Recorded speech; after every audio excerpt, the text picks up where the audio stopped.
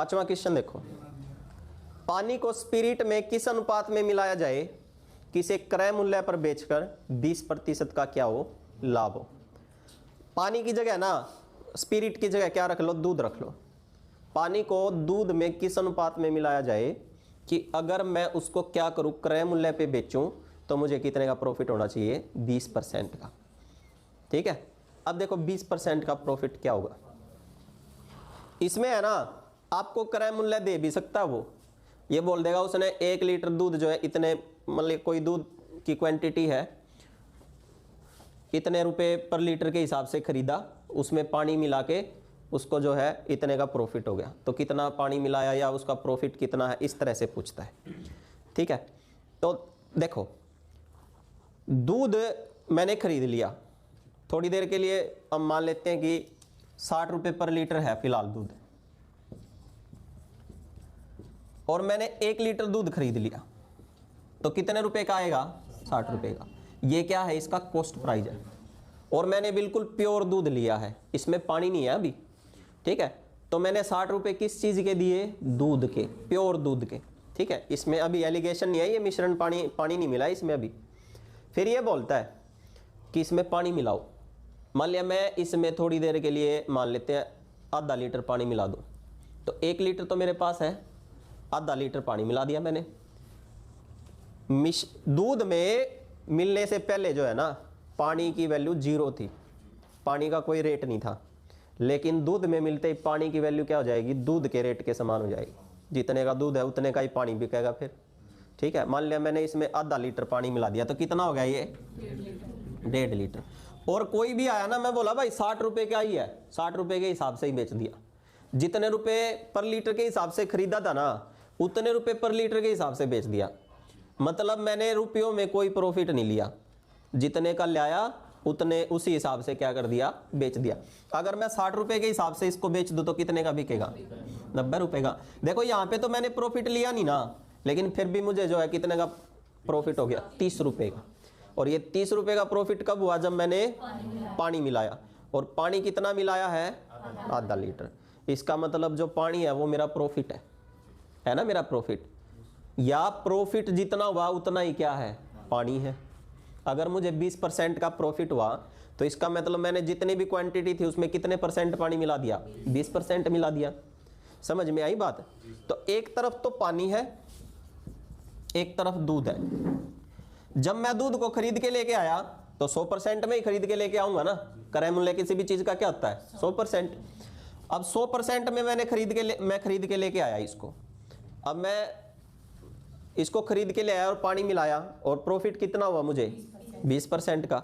और प्रॉफिट क्या है, पानी है। तो इसका मतलब पानी की क्वांटिटी कितनी है उसमें, 20% है। जब मैं लेके आया, जब सिर्फ दूध लेके आया इतने का, अब मैंने जो है उसमें पानी मिला दिया, मुझे प्रॉफिट 20 का हो गया। तो पानी भी कितना है, 20 है। अगर हम सेम रेट पे खरीद के सेम रेट पे बेचते हैं और फिर भी हमको प्रॉफिट होता है, तो इसका मतलब हमने उसकी क्वांटिटी में गड़बड़ की है कुछ। हमने दूध है तो हमने क्या मिलाया उसमें, पानी, और उतना ही हमको क्या हुआ है, प्रॉफिट। तो दूध का ही, पानी का ही क्या मिलेगा हमको, प्रॉफिट मिलेगा। या प्रॉफिट ही क्या होगा हमारा, पानी होगा। तो यहाँ से इसका मतलब कितना हो जाएगा, 1:5 के अनुपात में है। और दूध अगर पहले है तो 5:1 हो जाएगा। ठीक है, जो उसने पहले बोला है ना वही रखेंगे। पानी पहले बोला है तो पानी पहले बोला है तो कितना है, 1:5। ठीक है, समझ में आया। इसको समझना है बस। एक प्रॉफिट लॉस में आएगा क्वेश्चन, जहां पे ये बोलेगा 13.5 रुपए पर लीटर के हिसाब से दूध खरीदता है और उसमें कुछ पानी मिला देता है। ठीक है, लेकिन क्रय मूल्य पे ही बेच देता है, तो उसने 1 लीटर में कितना पानी मिलाया और उसे 20% का प्रॉफिट हो जाता है। तो 1 लीटर में जो है कितना पानी मिलाया। तो वहां पे अगर हमारे पास मूल्य दे भी रखा है ना, उसका कोई फर्क नहीं है। उसने बोला 13.5 में खरीद के 13.5 में ही बेच दिया, तो ये भी तो बोल सकता था क्रय पे खरीद के क्रय पे ही बेच दिया। मेन चीज क्या है, वो जो 20% है वो क्या है, पानी है, जो प्रॉफिट हुआ है हमारा। ऐसे ही जैसे यहाँ पे 20% बोला ना उसने, कि 20% क्या है, प्रॉफिट है। ठीक है, तो इसका मतलब पानी भी कितना है, 20% है। जितना पानी मिलेगा उतना ही प्रॉफिट होता जाएगा। अगर मैं यहाँ पे 1 लीटर पानी मिला देता तो ये कितना हो जाता, 2, तब कितने का बिकता, 60 रुपए का प्रॉफिट हो जाता। 2 लीटर पानी मिला देता तो कितना हो जाता, 3, फिर 180 का बिकता तो 120 का प्रॉफिट हो जाता। जितना पानी की क्वांटिटी बढ़ेगी प्रॉफिट भी उतना ही ज्यादा होगा। ठीक है, समझ आया, क्लियर। चले आगे देखो भाई, नेक्स्ट क्वेश्चन देखो। एक व्यापारी के पास 1000 किलो चीनी थी भाई, उसने कुछ भाग 8% लाभ पर तथा शेष भाग 18% लाभ पर क्या कर दिया, बेच दिया। यदि सारी चीनी पर उसे 14% का लाभ हो तो 8% लाभ पर उसने कितनी चीनी बेची, कितनी चीनी बेची। देखो मान लिया भाई मेरे पास 1000 किलो की कुछ बोरियां रखी हैं चीनी की, ठीक है, टोटल कितनी है 1000 किलो, मुझे ये बेचनी है। दो बंदे आते हैं, मान लेते हैं एक का नाम ए है, एक का नाम क्या है बी है, ये दो बंदे हैं। पहले आया ए को मैंने इस 1000 किलो जो मेरे पास चीनी थी उसमें से कुछ बोरियां हटवा दी, जो कि कितने परसेंट पे, 8% के प्रॉफिट पे। मैंने इससे कितने परसेंट का प्रॉफिट लिया, 8% का। फिर आया बी, तो मेरे पास जितनी बोरियां थी ना मैंने सारी की सारी किसको दे दी, बी को दे दी, और उससे मैंने कितने का प्रॉफिट लिया, 18% का, ठीक है। ए को कितनी बेची, बी को कितनी बेची अभी तक पता नहीं है, लेकिन दोनों को जरूर पता है कि कितनी बेची है, 1000 किलो चीनी दोनों के पास चली गई।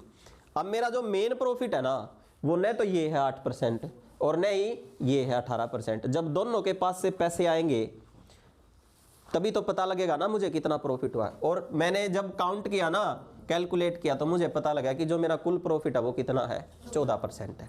तो जो मेन प्रॉफिट है उसको कहाँ पे रख लेंगे, बीच में, और इस तरह से क्या करेंगे, कैलकुलेशन तैयार करेंगे। 18 में से 14 गया 4 और ये कितना आ गया 6, तो किस अनुपात में दी गई है भाई वो चीनी, 2 और 3। मतलब कुल में से 2 भाग तो किसको दिए, ए को, और 3 भाग किसको दिए, बी को। क्लियर।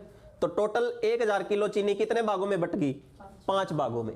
5 भागों में बटी तो 3 और 2 कितना हो गया, टोटल 5। तो यहां से एक भाग की वैल्यू कितनी आ गई, 200 kg, ठीक है। 200 किलो की है भाई एक बोरी, एक बोरी कितने किलो की है, 200 की।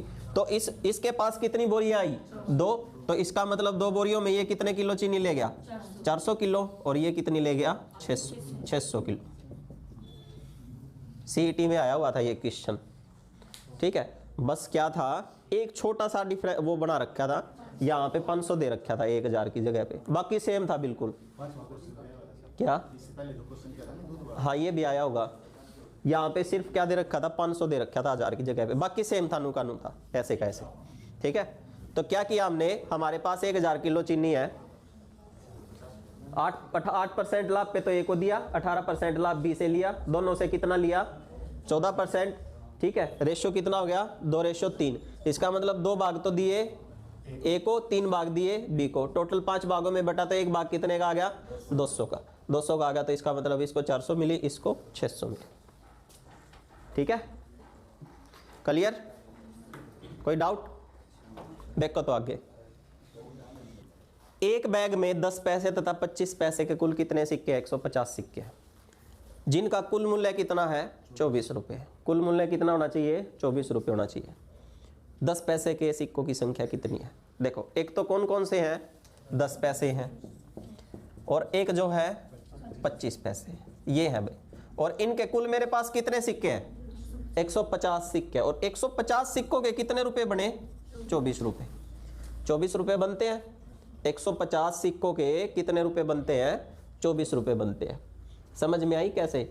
मान लिया आपके पर्स में जो है 100 रुपये के 5 नोट हैं, तो टोटल कितने रुपए हो गए, और भाई 200 के भी मान लेते हैं आपके पास 5 नोट है, तो कितने हो गए, 1000। तो टोटल आपके पास कितने नोट हो गए, 10, और 10 नोट के कितने रुपए बन गए, 1500, ठीक है। 10 नोट के आपके पास कितने रुपए हैं, 1500। अगर मैं ये बोल दूं कि भाई एक नोट की वैल्यू बताओ कितनी है, मतलब औसत, तो इसका मतलब एक नोट कितने रुपए का, 150 रुपए का नहीं है, औसत है, हालांकि है नहीं, लेकिन ये क्या है, एक एवरेज है कि एक नोट के हिस्से में कितना है, 150 रुपए है।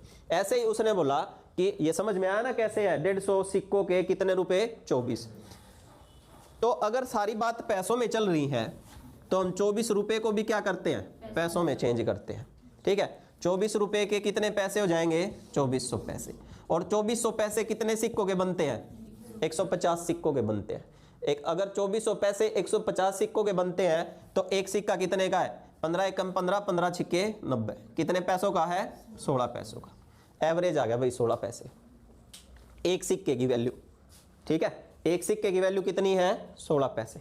हालांकि है नहीं 16 पैसे का सिक्का, लेकिन हमने क्या निकाली है, एक एवरेज निकाली है कि एक सिक्का कितने का है 16 पैसे का। एलिगेशन तैयार करना कर देते हैं।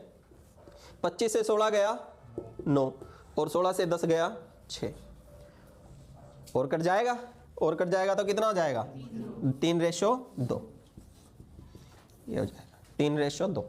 इसका मतलब जो है वो जो 150 सिक्के है ना, 150 सिक्के वो किस अनुपात में बट रहे हैं, 3 और 2 के अनुपात में बट रहे हैं।